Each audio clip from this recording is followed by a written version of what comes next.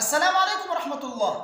ایک ایسی دعا جس کے پڑھنے سے اللہ تبارک و تعالیٰ 3 دن کے اندر آپ کی ہر جائز حاجت، ہر مراد جو ہے پوری کریں گے انشاءاللہ۔ بہت سارے ساتھیوں کی دعائیں قبول نہیں ہوتی، بہت ساری ضرورتیں ہوتی ہیں جو کہ پوری نہیں ہوتی، ان کے لیے بہترین موقع ہے۔ اس دعا کو آپ 3 دن مسلسل پڑھا کریں، اللہ تبارک و تعالیٰ آپ کی ہر جائز حاجت کو پورا کریں گے انشاءاللہ۔ آپ کی ہر حاجت پوری ہوگی، ہر مقصد آپ کا حاصل ہوگا۔ وہ دعا کون سی ہے، کس وقت پڑھنا ہے، غور سے سنیے گا۔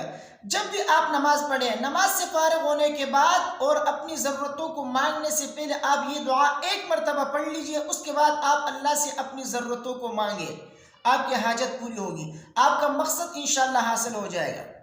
وہ دعا کون سی ہے، اسکرین پر آپ کے سامنے شو ہو رہا ہوگا، غور سے سنیے، میں پڑھ کے سناتا ہوں آپ کو۔ لا الہ الا اللہ العظیم الحلیم، لا الہ الا اللہ رب العرش العظیم، لا الہ الا اللہ رب السماوات ورب الارض ورب العرش الکریم۔ یہ ہے وہ دعا۔ اس دعا کو دعائے کرب بھی کہا جاتا ہے۔ نبی کریم صلی اللہ علیہ وسلم جب بھی پریشان ہوتے، پریشانی کے وقت میں اس دعا کو پڑھا کرتے تھے۔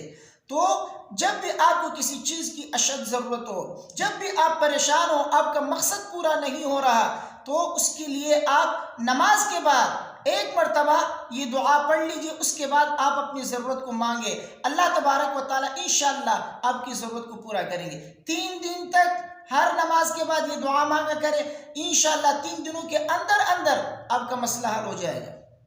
دعائیں دو گے انشاءاللہ، لیکن اخلاص اور یقین کے ساتھ آپ کو یہ دعا پڑھنی ہے۔